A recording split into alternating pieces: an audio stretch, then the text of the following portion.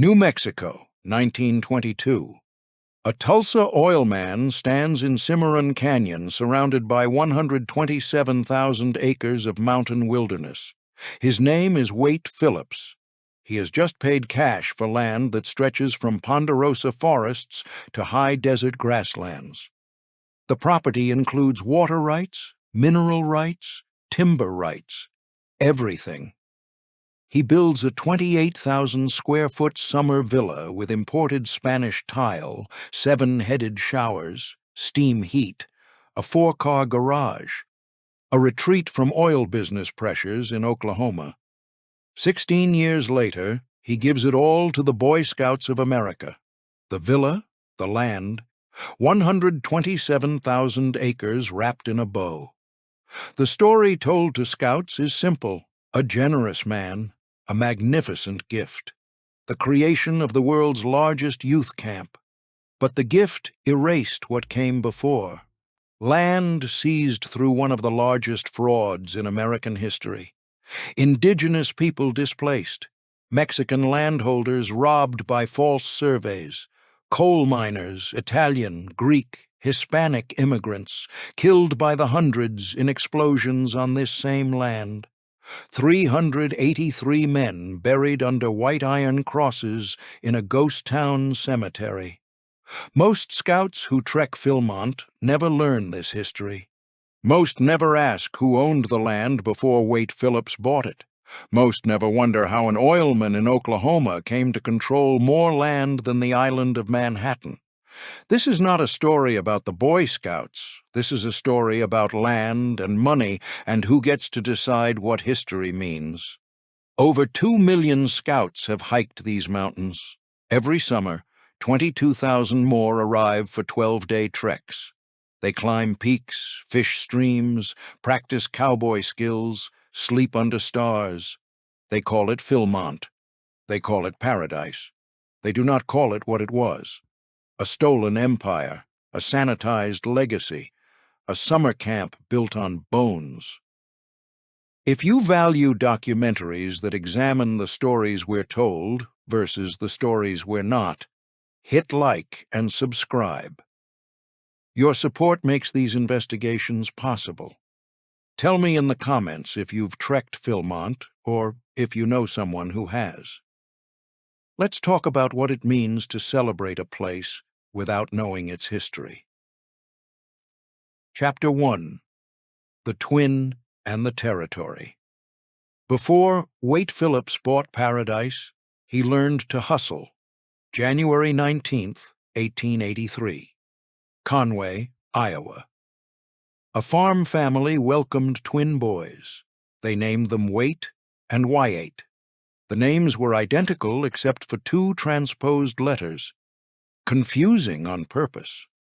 The twins grew up inseparable. At 16, in 1899, they left the farm to see the West. They worked timber camps, railroad gangs, a shingle factory. They took jobs whenever they needed money. They traveled thousands of miles. July 16, 1902. Spokane, Washington. Waite Phillips died of a ruptured appendix. Waite Phillips rode home with his twin's coffin. He was 19 years old. He had just lost half of himself. His older brothers, Frank and Lee Phillips, sent him to business college. 6 months of studying accounting in Iowa. Then they brought him to Indian Territory in 1906. The territory was Oklahoma before it was Oklahoma. Statehood would not arrive until 1907. What existed in 1906 was chaos. Oil fields opened faster than towns could form around them. Prospectors, drillers, investors flooded in. The Phillips brothers, Frank and Lee, were already building what would become Phillips Petroleum Company. Waite Phillips worked for them. He learned the business. He learned drilling, leasing, refining. He learned how men made fortunes pulling crude from land that had belonged to indigenous nations only decades before. The Osage Nation controlled mineral rights on some of the richest oil land in the territory. By the 1920s, auctions for Osage leases happened under a tree near Pawhuska they called the $1 Million Elm.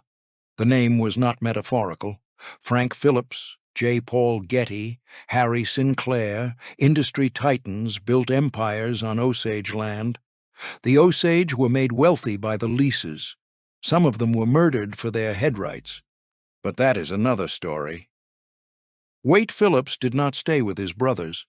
In 1914, he left to manage North Arkansas Oil Company in Fayetteville. The work bored him. What he loved was field operations, direct contact with drilling crews, rigs, wells. He returned to Oklahoma in 1915, Okmulgee, a town south of Tulsa in the heart of Creek Nation territory. He bought leases, he drilled wells, he hit oil, he hit it again, he kept hitting it. In 1916, Phillips bought what other oilmen called a graveyard lease, the Lou Robinson property, 1 mile south of Okmulgee. Every well drilled there had been dry. Phillips drilled anyway. All the wells came in, every single one. Other oilmen started watching him. By 1922, Phillips had built enough success to form the Waite Phillips Company, headquarters in Tulsa, drilling operations across Oklahoma. But Phillips was not just drilling. He was refining. He was marketing. He owned the wells, the refineries, the tank cars on the rails, the gas stations. Vertical integration before most oilmen understood what that meant. Control every step from ground to pump. Wall Street noticed. Blair and Company, New York bankers, approached him in 1925. They offered $25 million for Waite Phillips Company. $25 million in 1925 is approximately $440 million in 2026 dollars. Phillips took the deal. He was 42 years old. He had just become one of the wealthiest men in America. Oil wealth in the 1920s was built on specific conditions. Labor was unorganized. Safety regulations were minimal. Boomtowns formed around oil fields faster than infrastructure could support them. Workers lived in tents, shacks, whatever they could build. Accidents were common. The work was dangerous. The pay was enough to keep men coming.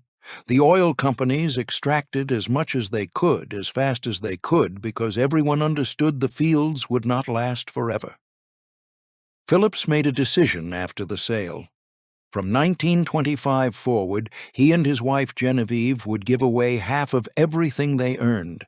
Every year, half. They did not announce this publicly. They simply did it. The decision was philosophical. Phillips believed wealth beyond a certain point became a burden rather than a blessing. He had watched other oilmen accumulate fortunes and grow paranoid about losing them. He wanted something different, but first he wanted land. Chapter 2. The Grant That Ate a Territory. The land Waite Phillips wanted had a history. Most buyers chose not to examine. January 11th, 1841. Mexican Governor Manuel Armijo signed a land grant for 2 Mexican citizens, Carlos Beaubien and Guadalupe Miranda. The grant was supposed to follow Mexican colonization law. Under that law, 2 individuals could receive no more than 22 square leagues combined. 22 leagues equals 97,424 acres. Beaubien and Miranda received their grant. They took possession February 22, 1843. The boundaries were vague. The surveying was informal. This vagueness would later be weaponized. February 27, 1844. Interim Governor Mariano Chavez suspended the grant following complaints about the appropriateness of the award. April 15, 1844. Manuel Armijo, reinstated as governor, reconfirmed the grant. The pattern of suspension and confirmation suggested political maneuvering. Powerful men wanted the land. Other powerful men objected. The complaints were overruled. The land in question was enormous, even before the fraud began. The Maxwell Land Grant eventually encompassed parts of what would become northeastern New Mexico and southern Colorado. Jicarilla Apache and Moche Ute lived on this land. They had lived there for generations. The Mexican government did not ask permission, neither did the people who came after. Lucien Maxwell married Beaubien's daughter. Guadalupe Miranda disappeared from the story. Beaubien died in 1864. Maxwell became sole owner. He built a sprawling operation: ranching, farming, sheep herding. He encouraged settlement. He sold parcels to homesteaders. Kit Carson built a house near Rayado. Maxwell's hacienda became a stagecoach stop on the Santa Fe Trail. The settlement was the first east of the Sangre de Cristo Mountains. Then came the survey that changed everything. When gold was discovered in 1867, prospectors swarmed Maxwell's land. Maxwell realized he did not actually know how much land he owned. The original grant boundaries were described in vague terms: mountains, rivers, landmarks, nothing precise. Maxwell hired surveyors. The survey, completed with the help of Jerome Chaffee, who was trying to broker a lucrative sale, determined the grant contained 1,714,765 acres, 17 times larger than Mexican law allowed. May 6, 1869. Maxwell gave an option on his ranch to Jerome Chaffee, Wilson Waddingham, George Chilcott, and Charles Holly. Option price, $650,000. April 30th, 1870. The option transferred to the newly formed Maxwell Land Grant and Railway Company, an English and Dutch investment consortium.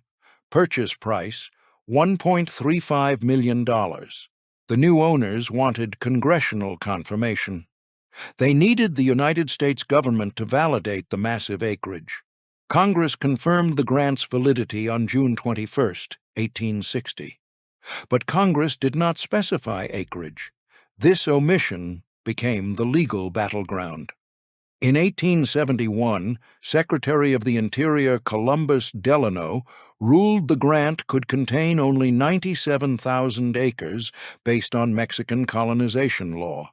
He instructed the Maxwell Land Grant Company to choose which 97,000 acres they wanted. The remainder would be declared public domain and opened to settlement. Homesteaders flooded in. They believed they were settling on land the government had declared open. They built homes, planted crops, raised families. They had legal homestead rights, final titles, paperwork from the federal government. The company appealed. They had powerful allies. The Santa Fe Ring, an influential network of politicians and businessmen, supported them. The legal battle lasted 10 years. Homesteaders continued settling what they believed was public land. In 1887, the case reached the United States Supreme Court, United States versus Maxwell Land Grant Company. The Supreme Court ruled for the company. The grant was valid at 1.7 million acres. Every homesteader with final title to land within those boundaries was now a trespasser. Hundreds of families, years of work, homes they had built, crops they had planted, all of it void. The Maxwell Land Grant Company began evictions. Some settlers left peacefully, others refused. The conflict became the Colfax County War. It lasted from 1875 to 1887, longer than the more famous Lincoln County War. Men died. Families were driven off at gunpoint. The Reverend Franklin Tolby, a critic of the Land Grant Company, was murdered. His body was found at Clear Creek. No one was convicted. The violence escalated. In 1888, the Stonewall Valley War erupted. 2 men died, many more were injured. The company won. They always won. They had the Supreme Court ruling, they had the Santa Fe ring, they had money and lawyers and time. The homesteaders had none of these things. By the early 1900s, the Maxwell Land Grant was producing wealth from multiple sources: ranching, farming, and coal. Chapter 3. The Mine That Ate. Men. Coal was discovered on Maxwell Grant land in 1895. The Dawson Fuel Company opened the first mine in 1901. Phelps Dodge Corporation bought the operation in 1906. They needed coal for their copper smelting operations in Arizona. They built a company town, Dawson, New Mexico. Population grew to 6,000 by 1913. The company built everything: homes for every miner, a 3-story mercantile, hospital with lab, surgery, X-ray equipment, movie theater, swimming pool, bowling alley, golf course, opera house, 2 churches, 1 Catholic, 1 Protestant. Phelps Dodge needed workers in a remote location. They made Dawson comfortable. Spacious homes with indoor plumbing supplied by the company water system. The amenities were real. Families thrived there. Children played in streets. Women organized social events. Men worked the mines and came home to dinner. It looked like paradise in the middle of nowhere. The mines were dangerous. Everyone knew this. Mining always was. But Phelps Dodge claimed their operation was different. Stag Canyon Mine No. 2 was considered by coal mining experts as the highest achievement in modern equipment and safety appliances that exists in the world. The New Mexico Inspector of Mines completed 2 days of inspection October 20th, 1913.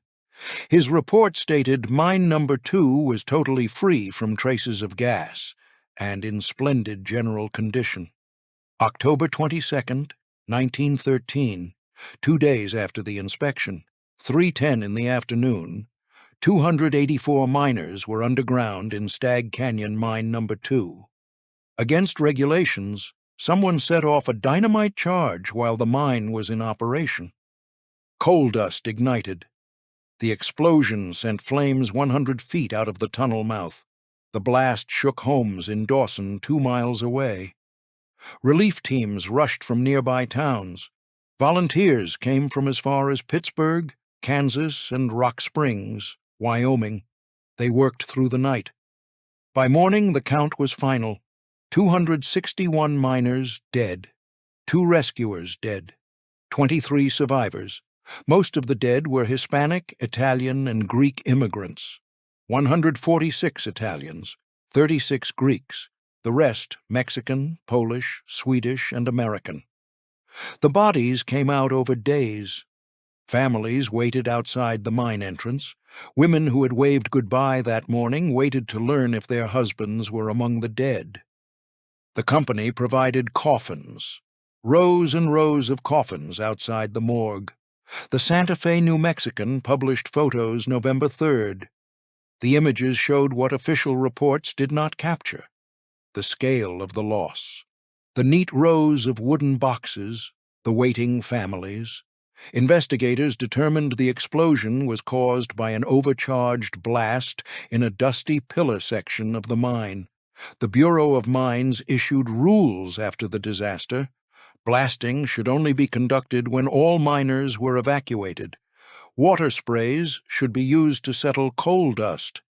These rules had been ignored before the explosion. They were implemented after. The mine reopened.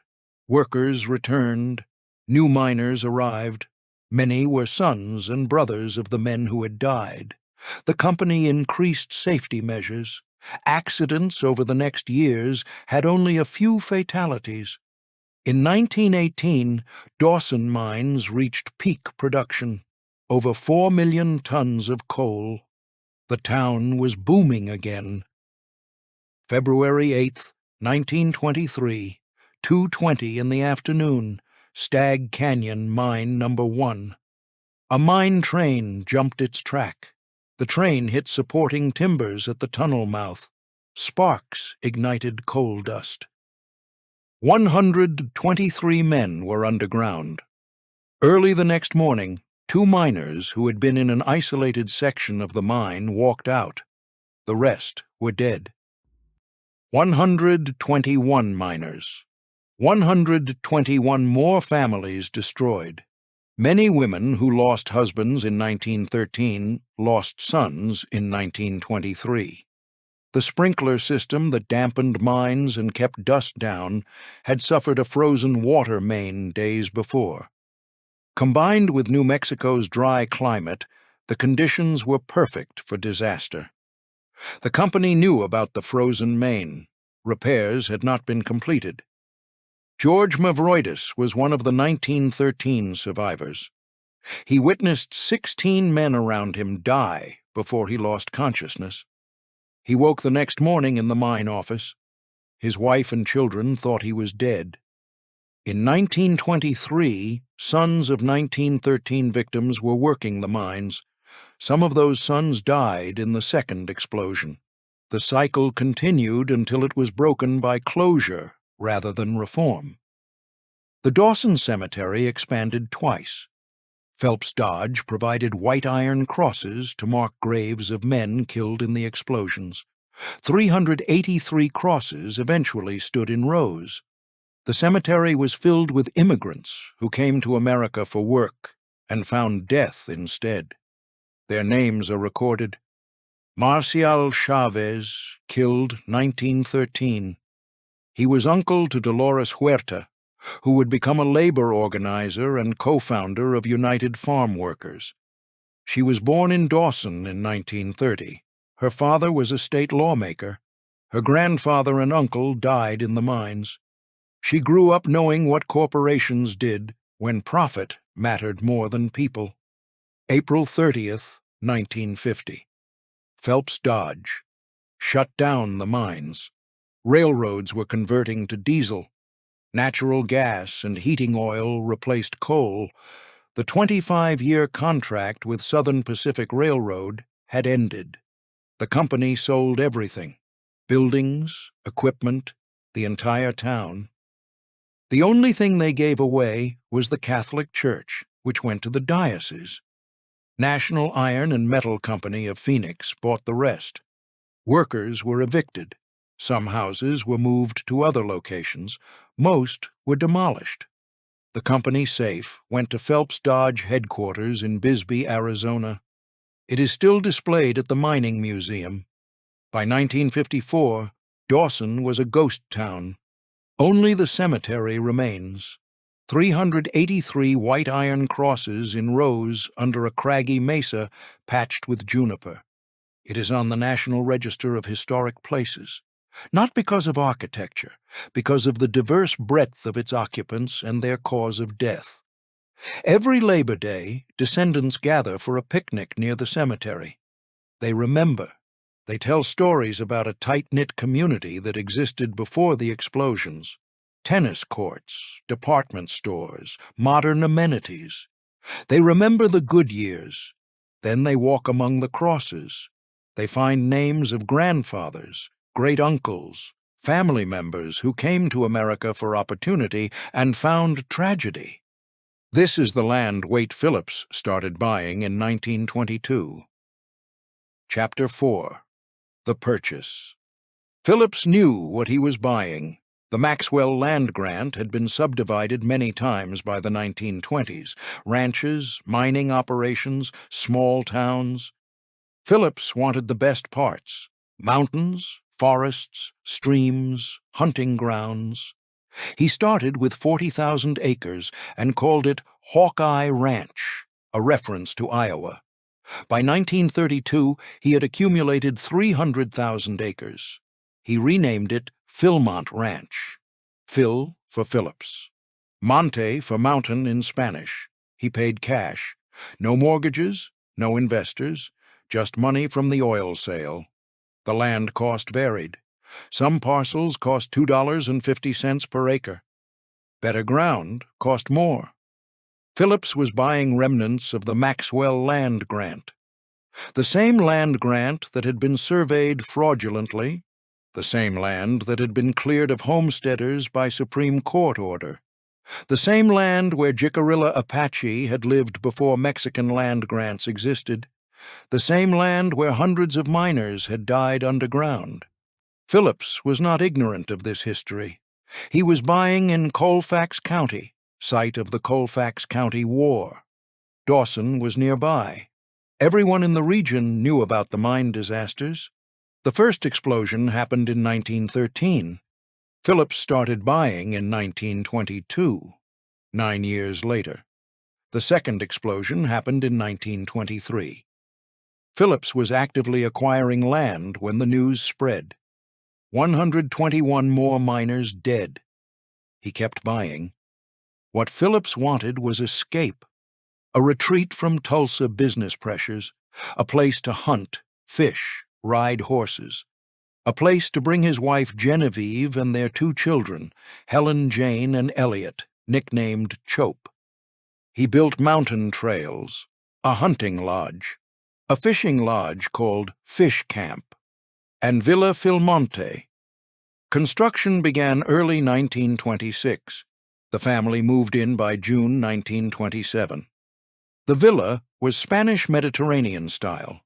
28,000 square feet of living space, electricity, steam heat, a 7-headed shower, 7 separate shower heads in one stall, all running simultaneously, indoor plumbing with hot water, a 4-car garage, extensive grounds and gardens.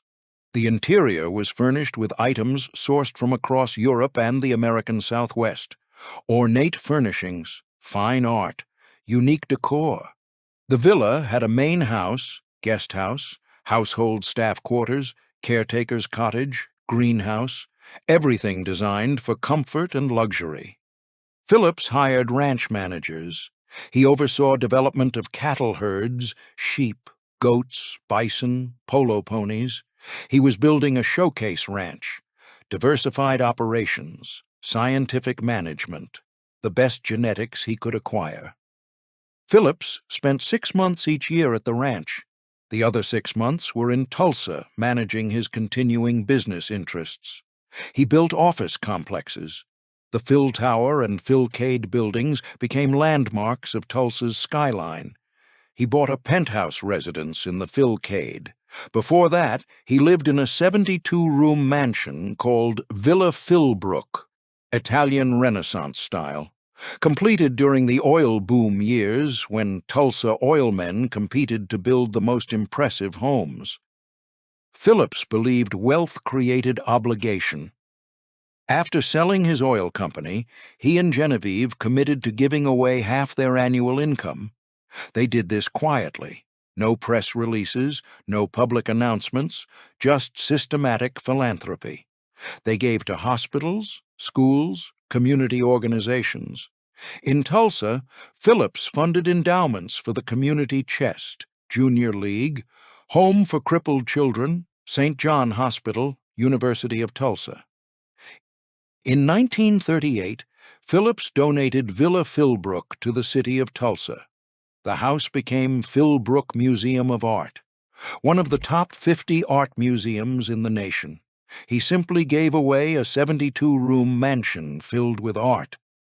That same year, he made another donation, his first gift to the Boy Scouts.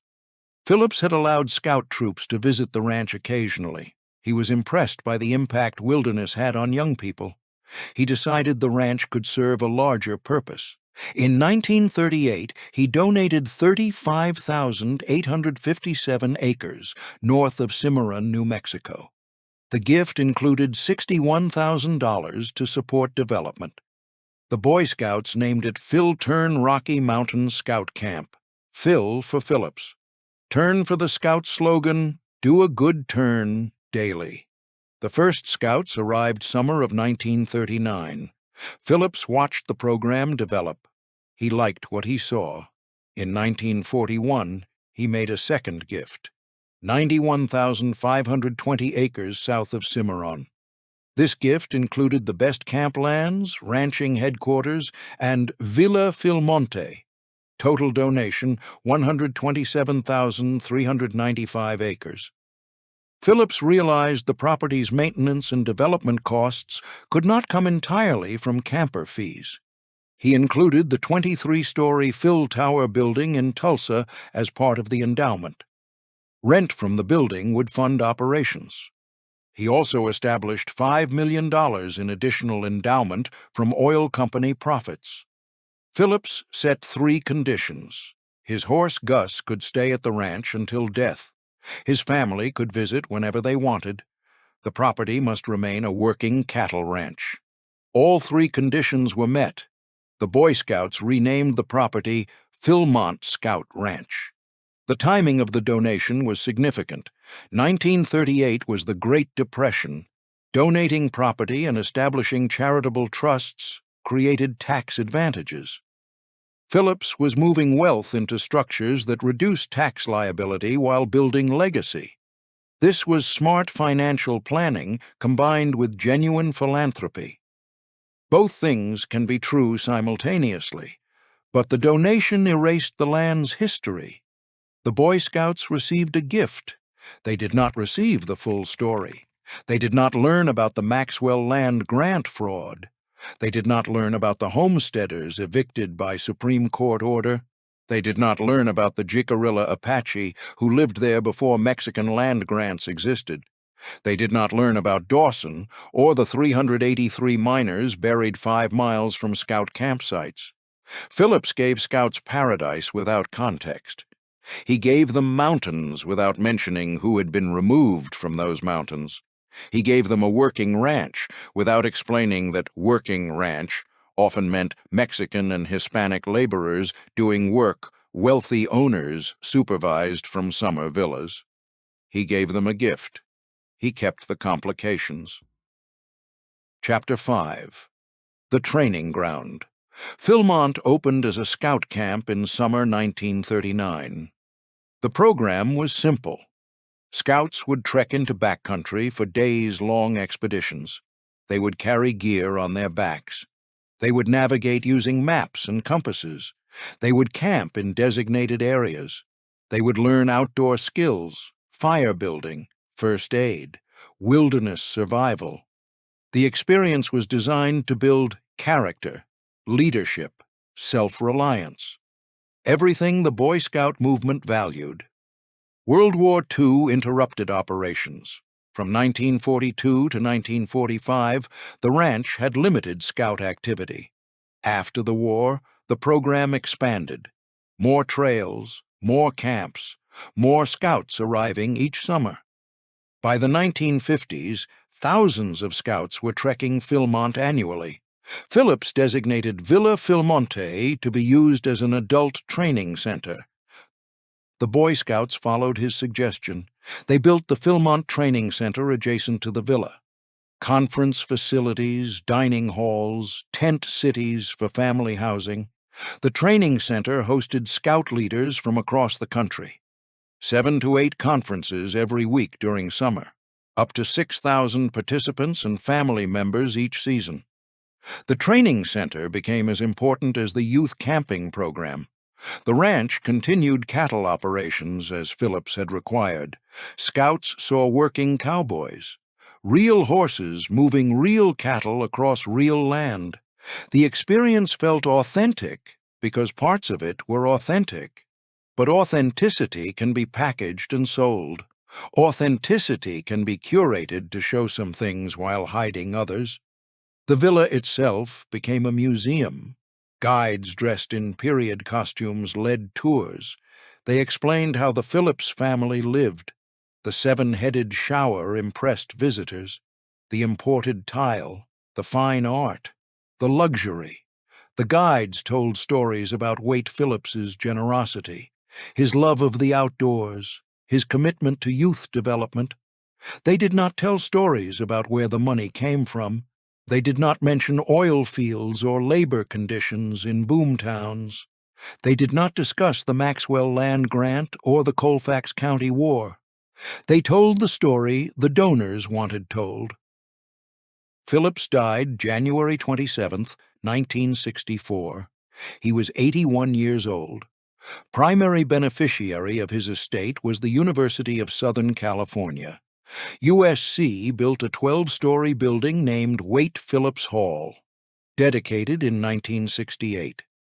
Genevieve Phillips died June 19, 1979. She was 92 years old. Both are buried at Westwood Village Memorial Park Cemetery in Los Angeles. Their son, Elliot Chope, lived until April 26, 2015. He visited Philmont frequently until his death. He was 97 years old. 3 generations of Phillips' family maintained connection to the land.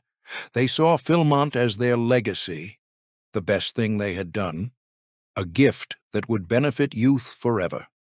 In 1963, Norton Clapp, vice president of the National Council of Boy Scouts, donated another piece of the Maxwell Land Grant to Philmont. The Baldy Mountain Mining Area, 10,098 acres.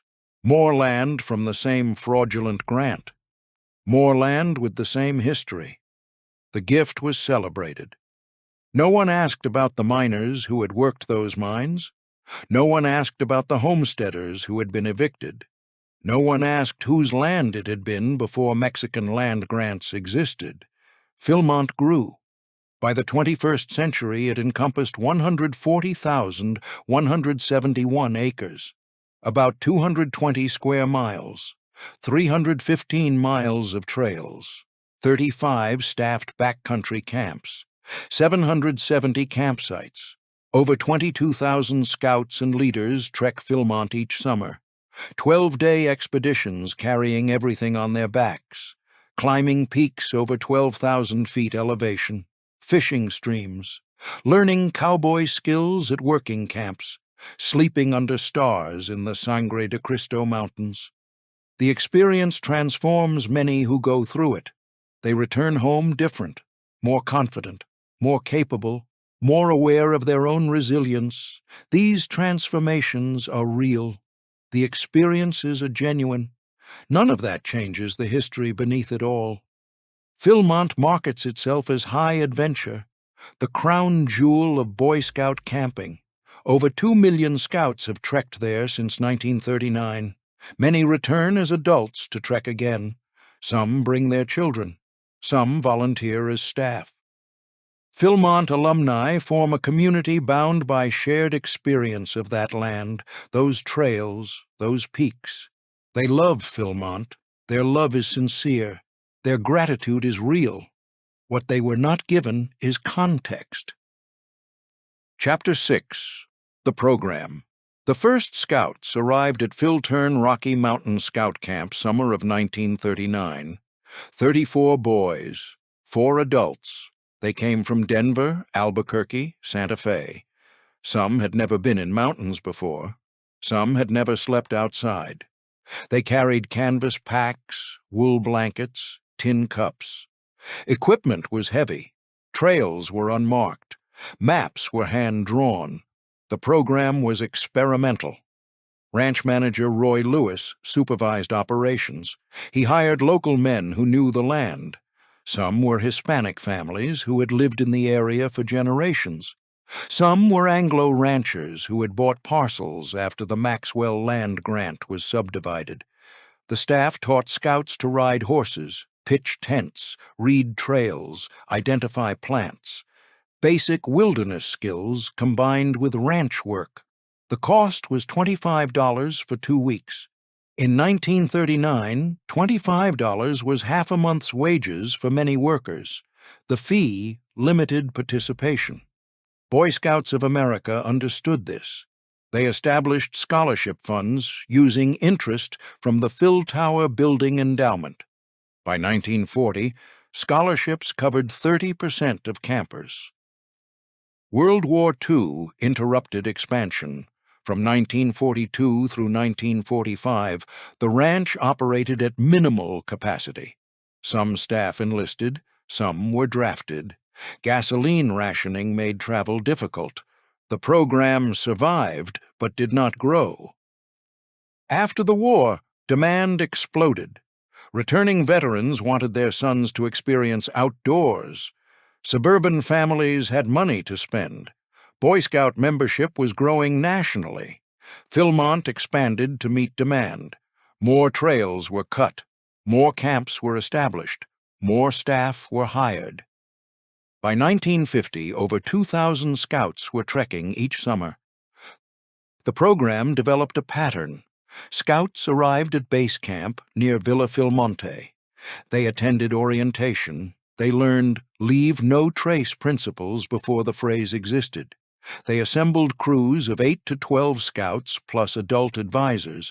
They planned routes using topographic maps. They packed food for 12 days. They departed for backcountry. Trail camps were primitive. Stone fire rings, log benches, pit latrines. Water from streams required purification. Scouts carried iodine tablets or boiled water before drinking. They slept in canvas tents until nylon became affordable in the 1960s. They carried 50-pound packs uphill in thin air. Some quit after the first day. Most finished. Staffed camps offered programming. At mining camps, scouts learned gold panning and rock identification. At conservation camps, they cleared trails and built erosion barriers.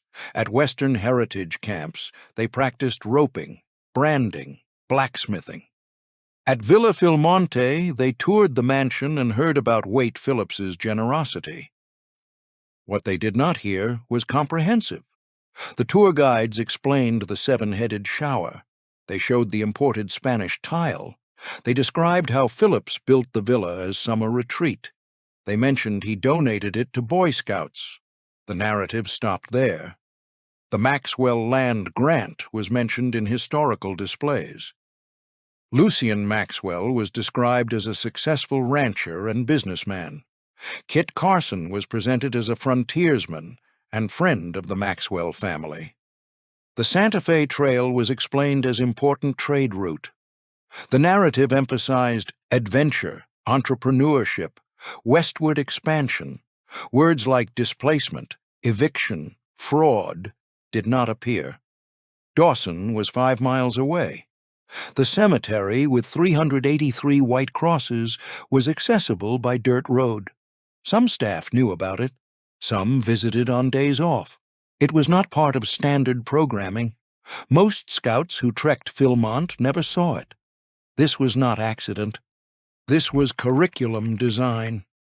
The Boy Scouts organization made decisions about what information supported their program goals: character development, leadership training, outdoor skills, conservation ethics.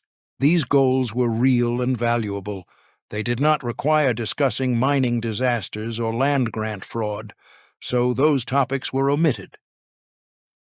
The omission was easier because the people most affected were not present. Jicarilla Apache lived on their reservation west of Philmont. Some worked at the ranch. Some visited as guests. But they were employees and visitors, not partners in program development. Their perspectives were not sought for curriculum design. Descendants of Dawson miners were scattered. Some still lived in Raton, 25 miles south. Some had moved away after the mines closed. They held reunions every other Labor Day at the cemetery, but they had no formal relationship with Philmont. The Boy Scouts organization did not seek their input about programming. Descendants of evicted homesteaders were even more dispersed. The evictions happened in the 1880s. By the 1950s, third and fourth generation descendants had no organized connection to the land. They had no way to make their history known, even if they wanted to. The result was a program shaped entirely by the perspectives of people who benefited from the land's history, rather than people who paid costs for that history. This was not unusual. This was standard practice in American institutions. Winners wrote curriculum. Losers were footnotes or absent entirely. By 1960, Philmont was hosting 4,000 scouts annually. By 1970, 6,000. By 1980, 10,000. By 2000, 20,000. The program had become the crown jewel of Boy Scout camping. Scouts from every state attended. Some came from other countries.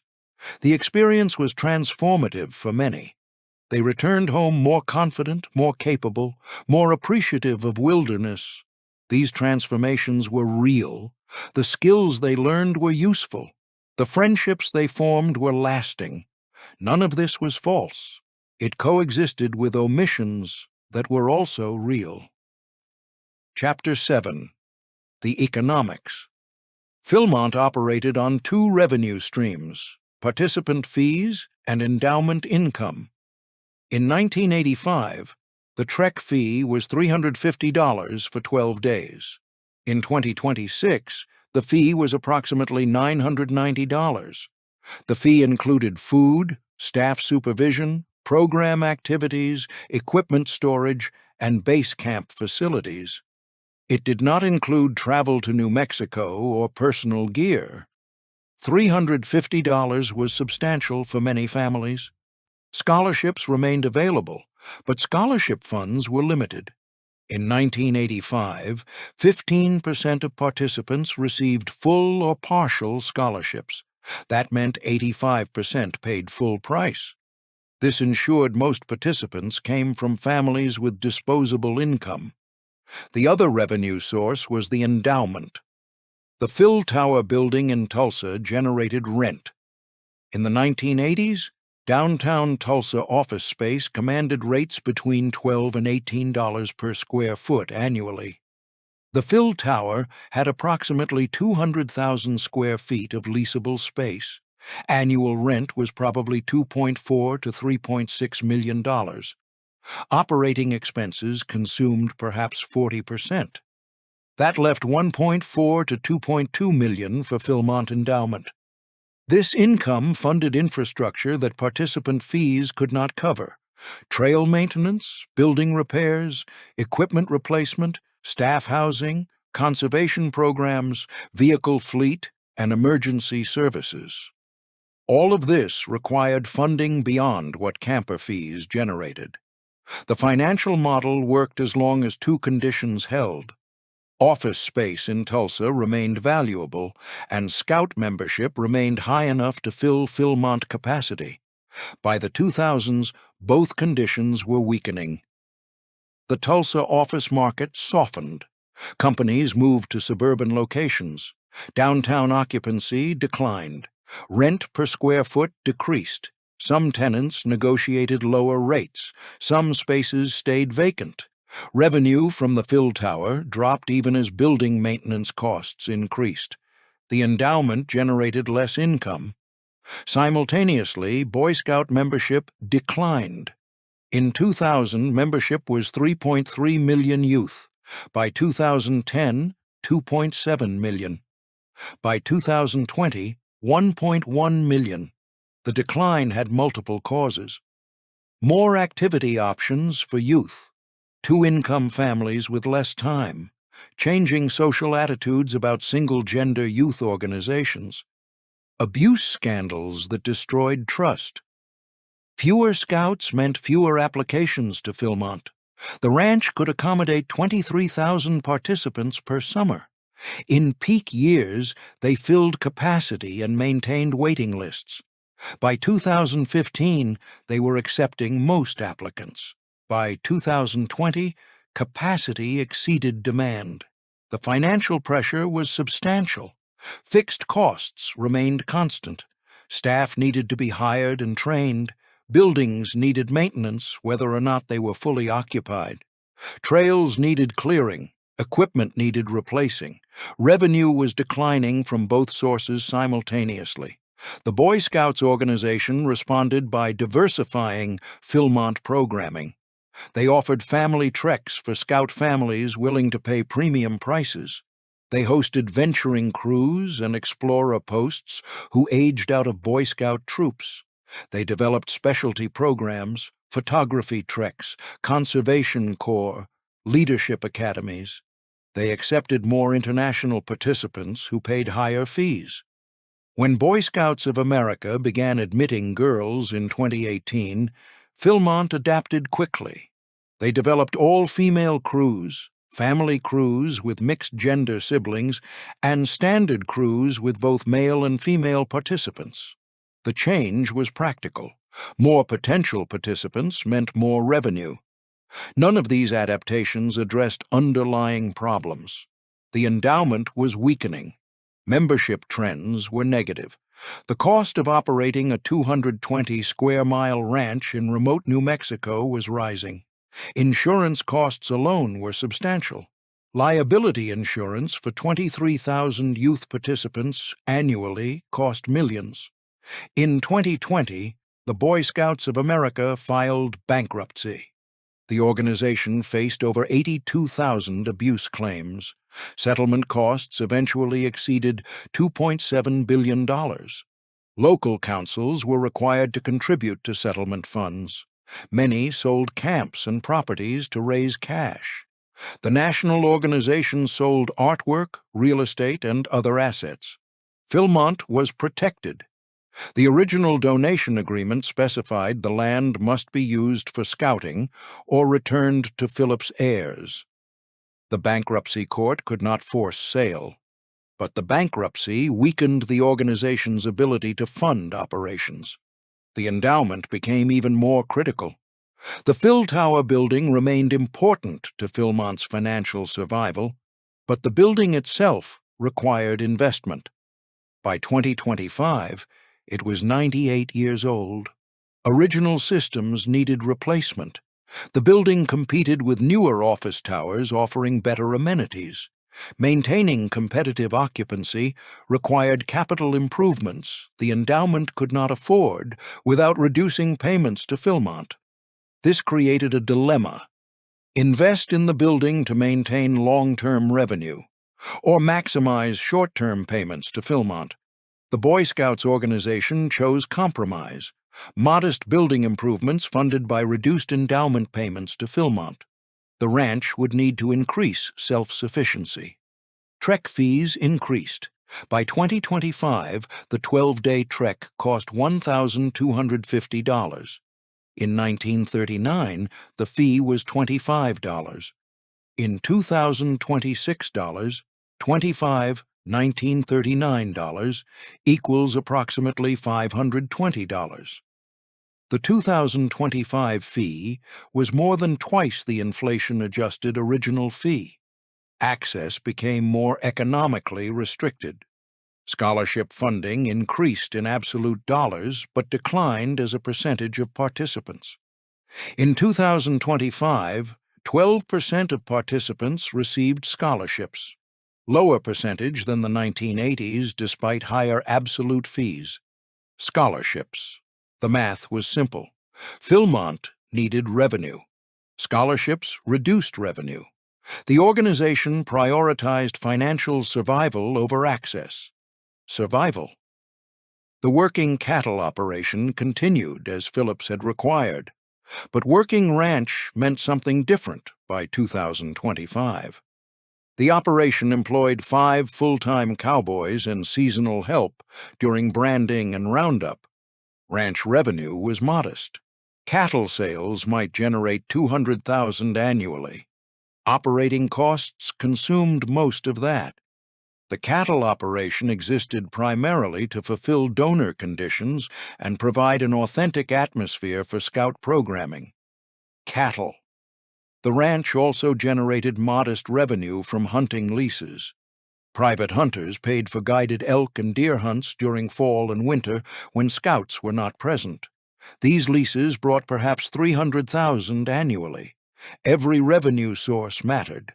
Hunting, conservation work provided positive publicity but not direct revenue. Philmont partnered with federal agencies on prescribed burns, invasive species management, and wildlife monitoring. These partnerships brought small grants and volunteer labor. They improved land stewardship but did not solve budget problems. Conservation. By 2025, Philmont's operating budget was approximately $20 million annually. Participant fees covered perhaps 60%. Endowment income covered perhaps 25%. Other sources covered the remainder. The operation was financially strained, but viable, as long as nothing major broke. Financial. Chapter 8. The Complications. In 2007, a scout named Michael Chen trekked Philmont with his troop from San Francisco. Chen was 16, second-generation Chinese-American. His family ran a restaurant in the Sunset District. He was the first in his family to join Scouts. He saved money from restaurant work to pay the trek fee himself. Philmont was his first time leaving California. The trek was challenging. Thin air, heavy packs, steep trails. Chen struggled the first 3 days. By day 5, he found his rhythm. By day 10, he was helping younger scouts in his crew. He climbed Mount Baldy at 11,441 feet. He panned gold at a mining camp. He learned blacksmithing at a heritage camp. He toured Villa Philmonte. The tour guide was enthusiastic. She explained how Waite Phillips built the villa as a retreat from Tulsa. She showed the imported tile, the 7-headed shower, the garage designed for 4 cars. She talked about Phillips's generosity in donating the property. Chen listened carefully. He asked questions. The guide answered what she knew. Some questions she could not answer. Chen asked where Phillips's money came from. The guide said oil. Chen asked what kind of oil operations. The guide said she thought it was drilling and refining, but she was not sure. Chen asked about labor conditions in the 1920s. The guide said she did not know. Chen asked if there was information about that anywhere at Philmont. The guide said probably not.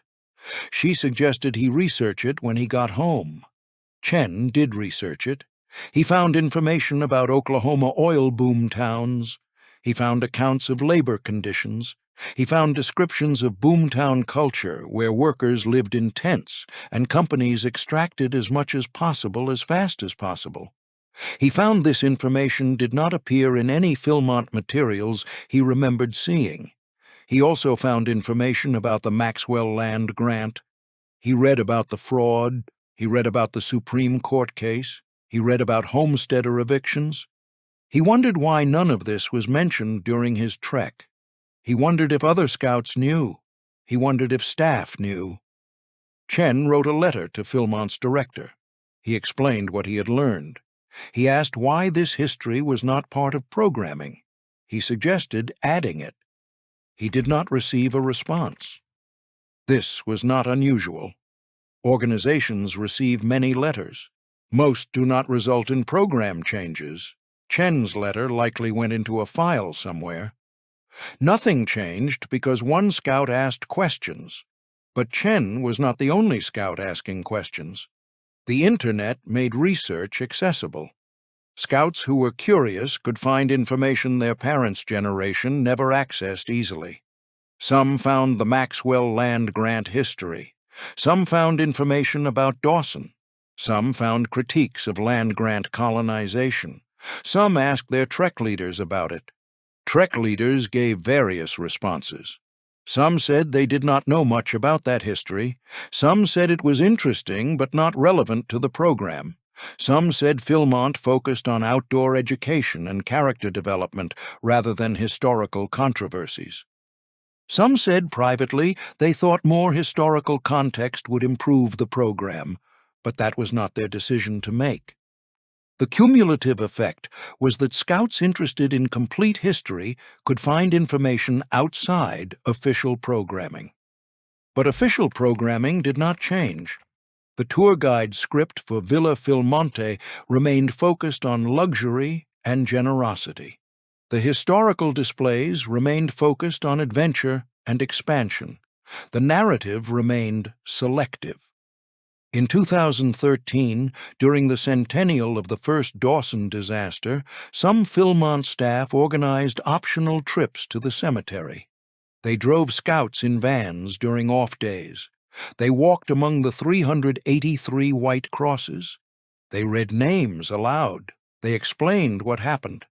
The scouts who participated found it powerful, but the trips were optional. Most crews did not go because most did not know the option existed. The activity was not advertised. Staff who organized it did so on personal initiative. The organization did not promote it or institutionalize it. It remained dependent on individual staff members caring enough to make it happen.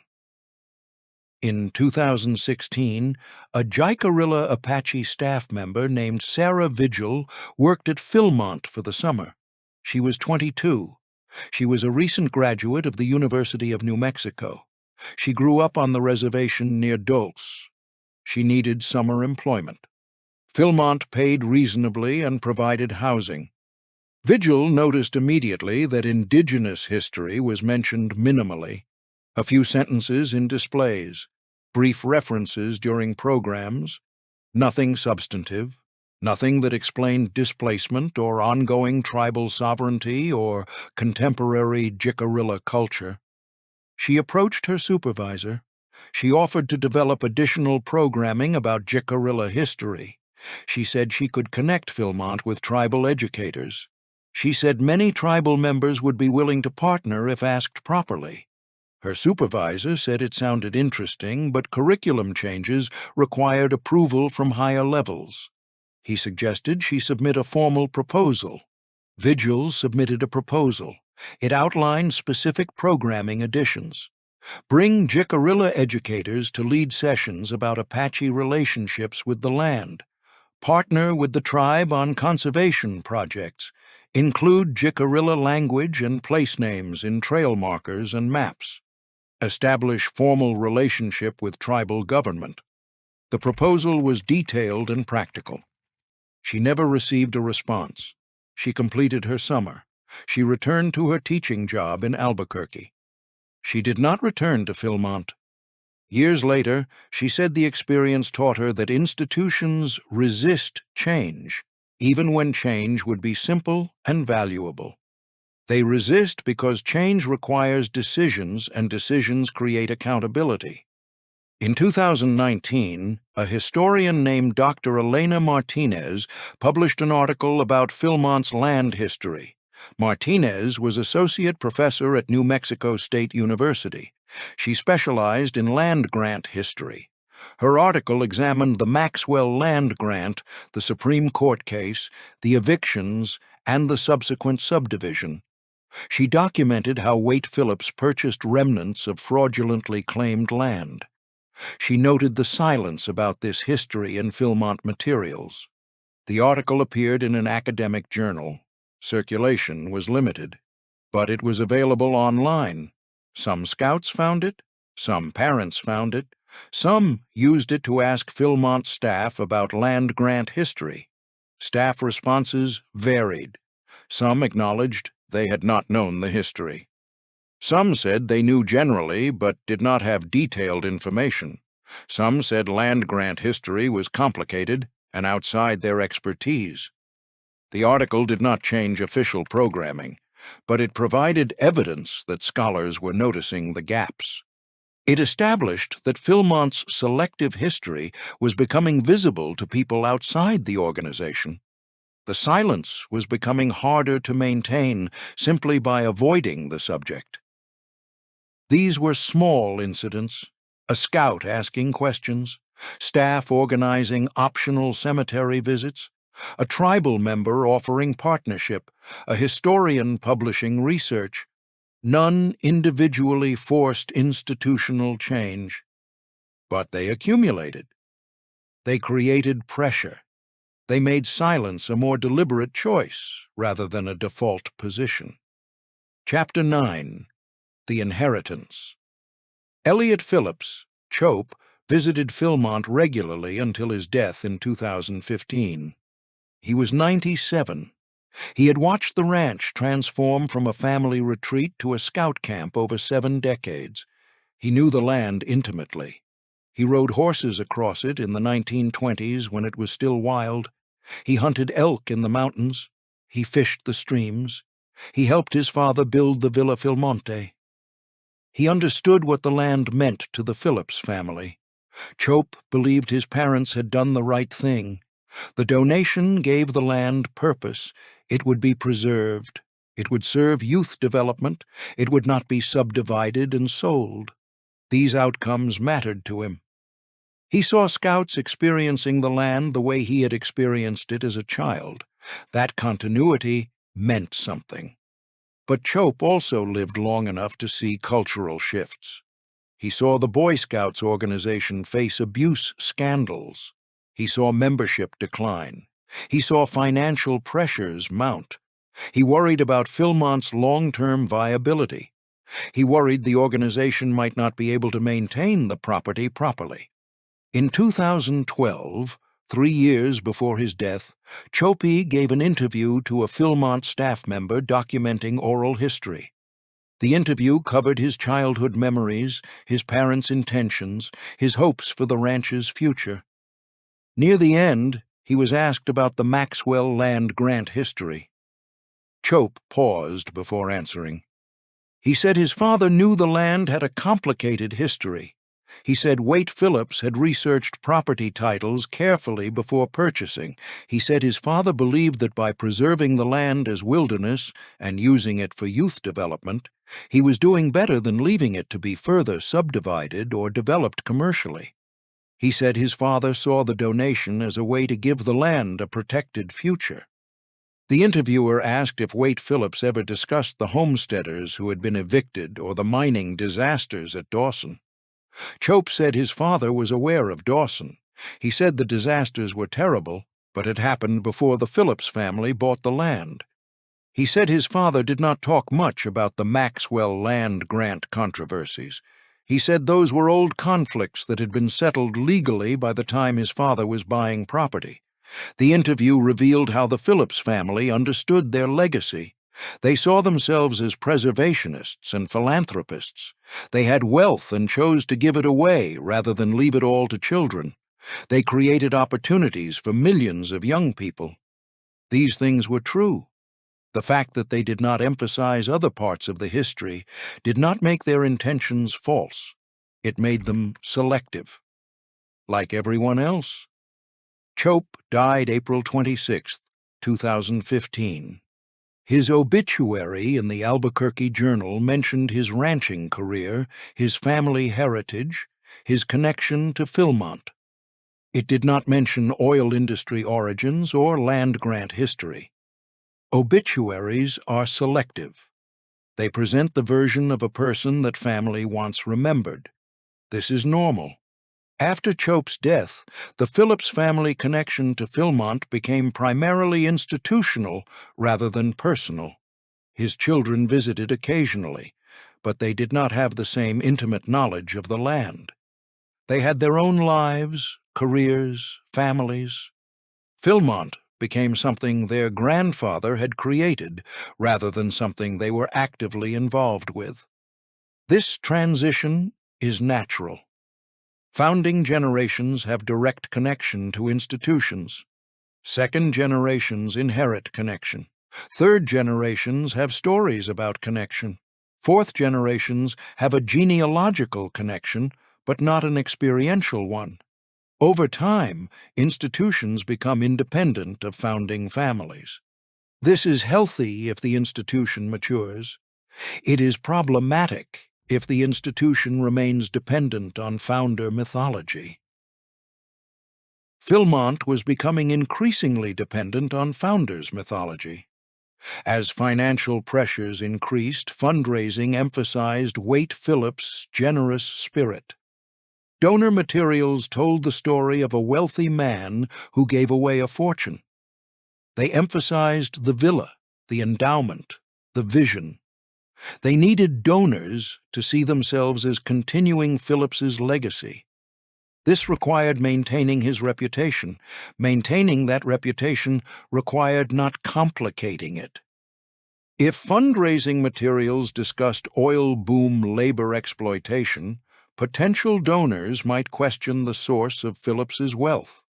If materials discussed land grant fraud, donors might question whether the land was Phillips's to give. If materials discussed mining disasters nearby, donors might question whether the area's history aligned with Scout values. So, fundraising materials remained focused on generosity, vision, wilderness preservation, youth development. The story stayed simple because simple stories raise money. Complex stories create questions. Questions slow donations. Organizations that depend on donations resist complexity. This was practical calculation, not conspiracy. Development officers were not actively suppressing history. They were doing their jobs. Their job was raising money to keep Philmont operational. They used the tools that worked. Simple stories worked better than complex stories. So they used simple stories. The same logic applied to alumni relations. Philmont had decades of alumni who loved the place. Many were potential donors. Some donated regularly. Others donated when asked for capital campaigns. Alumni relations staff cultivated these relationships. They sent newsletters celebrating Philmont's impact. They organized reunions. They shared photos of scouts climbing peaks and learning skills. They did not send newsletters discussing land grant fraud or mining disasters. Not because alumni could not handle complicated information, because alumni relations staff believed, probably correctly, that emphasizing problems would reduce donations. People donate to institutions that make them feel good about their participation. Complicating that feel-good narrative risked reducing financial support. Again, this was practical rather than conspiratorial. Staff were making reasonable calculations about how to sustain operations. Those calculations led to maintaining selective narratives. The selectivity was functional. It served organizational needs. It also perpetuated silence about costs other people paid. Chapter 10. The Pattern. Philmont's approach to its own history was not unique. Across America, institutions built on stolen land or exploitation wealth tell selective stories about their origins. Universities founded with slavery, money emphasize founding vision while minimizing enslavement. Museums built with industrial fortunes celebrate philanthropy while downplaying labor conditions. National parks established on indigenous land emphasize wilderness preservation while ignoring displacement. The pattern is consistent. Celebrate benefits. Minimize costs. Emphasize what makes the institution look good. Omit what creates complications. Present complexity only when forced to by external pressure. Resist change until resistance becomes more costly than adaptation. This pattern exists because it works. Selective storytelling maintains donor support, alumni loyalty, public approval, political backing. Institutions that resist complexity survive longer than institutions that embrace it. The system rewards silence about difficult histories. The pattern also exists because changing it requires resources. Institutions claim they cannot spare. Developing new curriculum costs money. Training staff costs money. Partnering with affected communities costs money.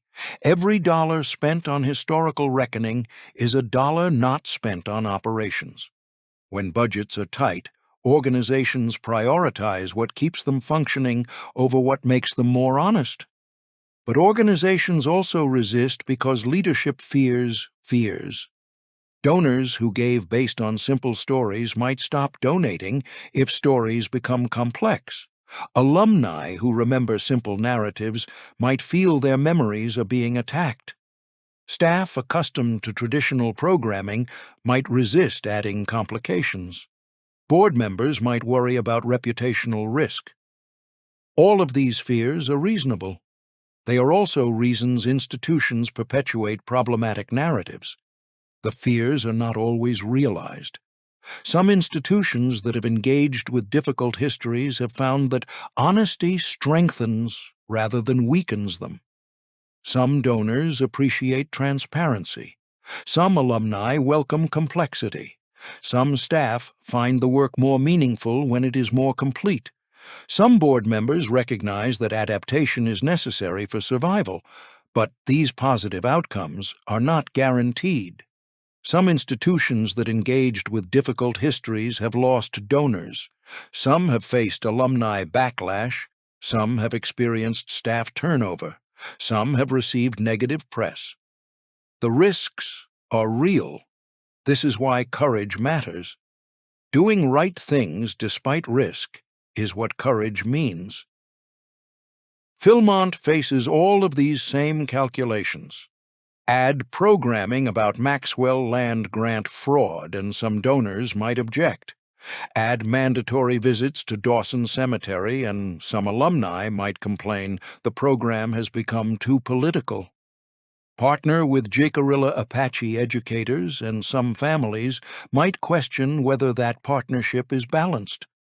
Every positive change creates potential negative reactions. The question is whether avoiding negative reactions is more important than telling complete truth. Organizations answer this question through their choices. Philmont has chosen, repeatedly, to avoid complications. This choice is understandable. It is also revealing. What institutions choose not to say reveals priorities as clearly as what they choose to say. Philmont chooses to celebrate Waite Phillips's generosity, but not examine his wealth's origins. Philmont chooses to present Western expansion as adventure, but not discuss displacement. Philmont chooses to emphasize outdoor skills, but not connect land use to land history. These choices reveal that preserving donor mythology matters more than completing historical narrative. This is not unusual. This is normal. Most American institutions prioritize organizational survival over historical complexity. They do this because donors, alumni, and the public reward simple narratives. Institutions that tell complex stories struggle to compete with institutions that tell simple stories. The system selects for simplicity. But the system is changing. Younger generations are less tolerant of selective narratives. They notice what is omitted. They ask questions their parents did not ask. They expect institutions to engage with difficult histories rather than ignore them. They vote with their feet, their dollars, their participation. Organizations that resist adaptation lose relevance with audiences they need to survive. Boy Scouts of America is experiencing this generational shift. Membership declined for decades before the abuse scandals accelerated the decline. Cultural expectations changed. The organization resisted changing with them. It maintained traditional approaches while society moved past those traditions. By the time leadership attempted reforms, they had already lost generations of potential members. Philmont faces similar trajectory. If the organization continues avoiding historical complexity while younger generations expect it, relevance will decline. Scouts interested in complete history will find information elsewhere and question why Philmont omits it. Families concerned about institutional integrity will choose other outdoor programs. Staff looking for meaningful work will go to organizations engaging honestly with their histories. The costs of continued silence will accumulate. Chapter 11. The Reckoning. In 2024, the Boy Scouts of America emerged from bankruptcy. The settlement cost $2.7 billion. Local councils contributed $525 million. The national organization contributed $100 million. Insurance companies paid the remainder. Over 82,000 abuse claims had been filed, the largest youth organization bankruptcy in American history. The organization that had presented itself as morally upright for a century was exposed as systematically protecting abusers. Philmont survived. The donation agreement protected it. The land could not be seized to pay creditors. But the organization operating Philmont was fundamentally weakened. Membership had declined from over 4 million in 1970 to under 1 million by 2020. Fewer scouts meant fewer applications. Fewer applications meant more empty camp spaces. More empty spaces meant less revenue, while fixed costs remained constant. The Phil Tower building in Tulsa faced its own pressures. Commercial real estate had changed. Remote work reduced office demand. Downtown Tulsa occupancy rates declined. The building was 99 years old. Original systems needed replacement. Air conditioning, elevators, electrical, plumbing, all required capital improvements. The endowment faced a choice: invest in the building to maintain long-term revenue, or maximize short-term payments to Philmont while the building gradually became less competitive. Trek fees increased. By 2025, 12 days at Philmont cost $1,250, plus travel costs, plus gear. Total expenses for most families exceeded $2,000. Scholarships covered 12% of participants, down from 15% in the 1980s despite higher absolute fees. Access was restricting. Some staff noticed the contradictions. A scout named James Morrison worked at Philmont summer of 2023. He was 23, recent graduate of Colorado State. He needed summer employment before starting graduate school. Philmont paid $9 per hour plus housing and meals.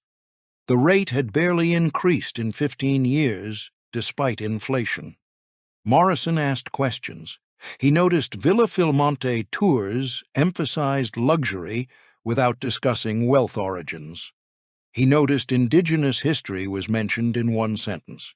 He noticed staff training included nothing about Maxwell Land Grant fraud or Dawson mining disasters. He asked his supervisor why. The supervisor said that was not part of their program focus. Morrison asked what the program focus was.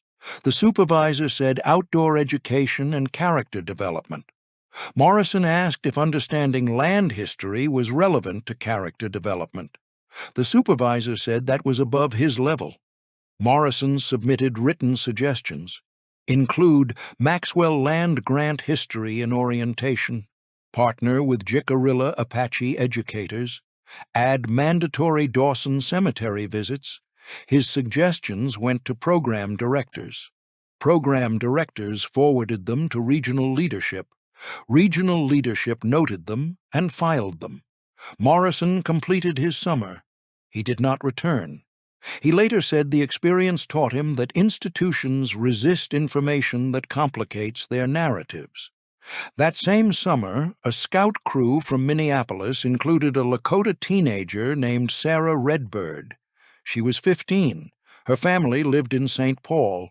She was the first in her family to join Scouts after the organization began admitting girls. The Philmont Trek was her first extended wilderness experience. During Villa Philmonte tour, Redbird asked the guide about indigenous people who lived on the land before Mexican land grants. The guide said Jicarilla Apache lived in the area. Redbird asked what happened to them. The guide said they were moved to a reservation. Redbird asked when and why, and whether they were consulted about the land becoming a scout camp. The guide said she did not have that information. She suggested Redbird research it when she got home. Redbird did research it. She found documentation of Apache displacement. She found information about the Maxwell Land Grant fraud. She found the Supreme Court decision upholding boundaries that violated Mexican colonization law. She found no evidence Philmont had ever partnered with Jicarilla Apache Nation on curriculum development. She found this remarkable given the ranch was on former Apache territory. Redbird wrote about her experience for her school newspaper. The article noted the disconnect between Boy Scouts' stated values about respect and citizenship and the organization's silence about whose land they occupied. The article was published. It reached perhaps 300 readers. No one from Philmont responded. The article disappeared into the archive. Nothing changed. These were not isolated incidents. Individual scouts asked questions every summer. Individual staff members noticed gaps. Individual researchers documented histories. The accumulation created pressure. But pressure without institutional response dissipates. Organizations absorb pressure by acknowledging it exists while changing nothing substantial. In 2022, Philmont hired a new director. He had 30 years' experience in Scout camping programs. He understood outdoor education. He understood youth development. He was hired to address financial pressures and declining enrollment. He was not hired to complicate institutional narratives. During his first year, the director implemented cost reductions. Staff positions were consolidated. Some camps operated with reduced programming. Trail maintenance was prioritized based on usage. High-traffic trails received attention. Remote trails received minimal maintenance. The working cattle operation was scaled back. 5 full-time cowboys became 3. Seasonal help was hired only when absolutely necessary. Every budget line was examined. The director also explored revenue expansion. Premium trek options were developed. Photography treks cost $1,800 per participant. Leadership academies cost $2,000. Family treks cost premium rates. These programs attracted participants willing to pay more. They generated revenue beyond standard trek fees. They also ensured Philmont's future participants would increasingly come from families with substantial disposable income. When asked about adding indigenous history or mining history to programming, the director said those were interesting ideas that would require curriculum development resources the organization currently lacked. He said perhaps in future years when financial position improved. He said the priority now was ensuring Philmont remained financially viable so any programming could continue. This was a practical answer. It was also deferral disguised as practicality. Chapter 12. The Inheritance. What Scout organizations inherit shapes what they become. Philmont inherited 127,000 acres from Waite Phillips. They inherited Villa Philmonte with its 7-headed showers and imported tile. They inherited the Phil Tower building generating endowment income. They inherited a narrative about generous philanthropy and wilderness preservation. They inherited documentation specifying the land must be used for scouting or returned to Phillips' heirs. They inherited 3 conditions protecting donor interests.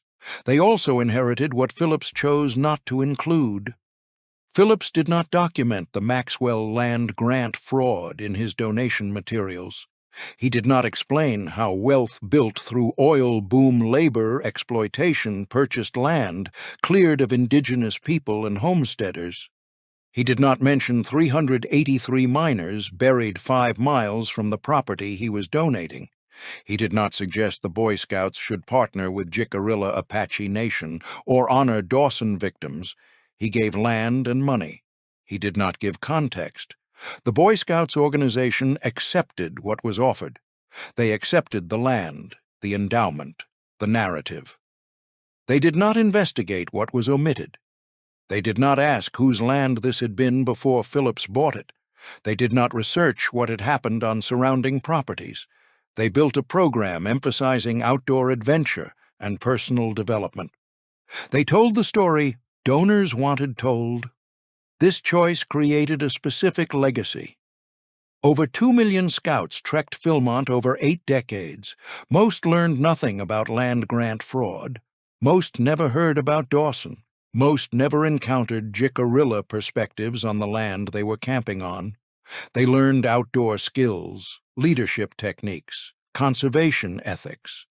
They learned what the organization chose to teach. They did not learn what the organization chose to omit. Some of those 2 million scouts later learned the omitted histories. Some researched land grant controversies. Some visited Dawson Cemetery on their own. Some spoke with Jicarilla tribal members. Some read academic articles about oil boom labor conditions. They integrated new information with existing memories. Some felt their appreciation for Philmont deepened with understanding. Some felt deceived by institutional silence. Both responses were reasonable. The organization created this situation by inheriting selectively. They inherited benefits without obligations. They inherited land without responsibility to acknowledge whose land it had been.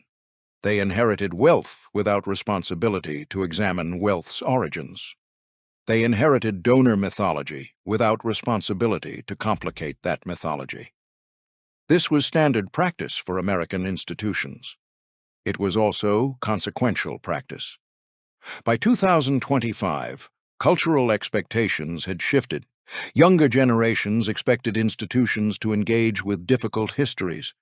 They noticed what was omitted from official narratives. They asked questions their parents had not asked. They expected accountability their grandparents had not demanded. Organizations that continued avoiding historical complexity lost credibility with audiences they needed to survive. The Boy Scouts organization was experiencing this generational shift. Membership decline was not only about abuse scandals, it was about cultural relevance. An organization that presented itself as developing informed citizens while avoiding difficult truths about its own origins faced credibility problems. Young people noticed when stated values and practiced behaviors did not align. Philmont faced the same credibility gap. An organization teaching leadership while avoiding leadership on its own, historical reckoning taught by example. The lesson was that institutions control narratives by omission. That organizational reputation matters more than historical truth. That difficult conversations can be indefinitely deferred. These were lessons about institutional behavior. Whether Philmont intended to teach them was irrelevant. Scouts learned by observing what the organization chose not to do. Some alumni recognized this problem. They had trekked Philmont decades earlier. They had powerful memories of transformation. They also had growing awareness that the stories they had been told were incomplete. Some wanted Philmont to evolve. They wrote letters suggesting changes. They offered to fund indigenous education partnerships. They proposed memorial programs honoring Dawson victims. They asked for curriculum addressing land grant history. These suggestions reached development offices, program directors, regional leadership. They were acknowledged. They were filed. Most produced no institutional response. Organizations considering major changes evaluate costs and benefits. Adding historical complexity cost money, staff time, curriculum development. It risked donor relationships, alumni reactions, operational disruptions. The benefits were intangible. More complete education, greater integrity, alignment between stated values and practiced behavior. These benefits were real but hard to quantify. When benefits are intangible and costs are concrete, organizations choose inaction. This was rational calculation given how institutions measure success. Revenue, enrollment, donor satisfaction, alumni engagement, all measurable outcomes. Historical integrity, complete education, institutional honesty, harder to measure, harder to justify budget allocation. The system rewarded maintaining simple narratives. The system penalized complexity. But systems change when enough people insist. Individual scouts asking questions accumulated into pattern. Individual staff members noticing gaps accumulated into awareness. Individual researchers documenting omissions accumulated into evidence. Individual alumni demanding better accumulated into pressure. None individually forced change. Together, they created conditions where continued silence became harder to maintain than adaptation. The question was whether institutional leadership would recognize this shift before losing another generation, whether they would choose courage over convenience, whether they would understand that organizations claiming to develop character must demonstrate character institutionally, whether they would see that maintaining donor mythology at the expense of historical truth was an unsustainable practice. Chapter 13. The Land. The Sangre de Cristo peaks rise 11,000 to 14,000 feet above sea level. They were formed approximately 30 million years ago during the Laramide orogeny. Tectonic forces lifted sedimentary rock layers. Erosion carved valleys. Glaciers during ice ages shaped peaks. The mountains that scouts climb today were sculpted by geological processes operating on timescales humans cannot comprehend. The rock is older than any human presence in North America. But geological time and human time both matter. The peaks are ancient. The conflicts over who controls them are recent. Both timescales exist simultaneously, and both shape current conditions. Jicarilla Apache lived in these valleys for centuries before Mexican land grants. They hunted, gathered, and moved seasonally with game and plant resources. The land supported them. They developed detailed knowledge of its ecology, weather patterns, and water sources. This knowledge was transmitted across generations. It constituted a relationship with place. Mexican land grants in the 1840s began displacement.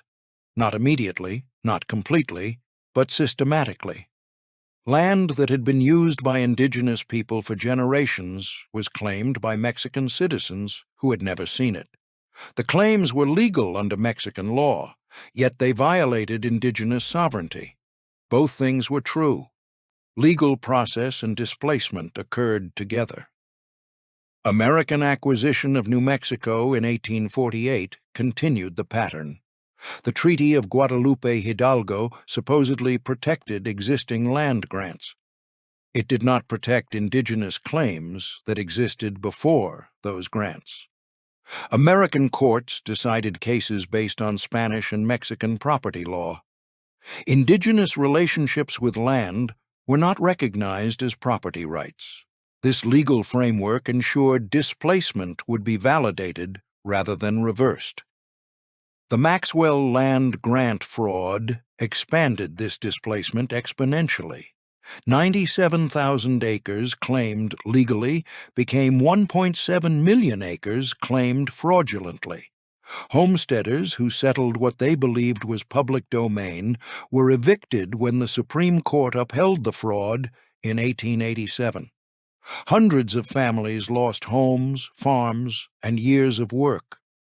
The legal system that should have protected them validated their eviction instead. Mining operations on former grant land killed hundreds of workers.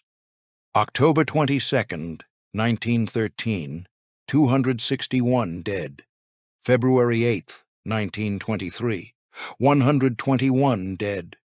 Most were immigrants: Italian, Greek, Hispanic, Polish, Swedish. They came to America for work and found death in explosions caused by safety violations. No one was held accountable.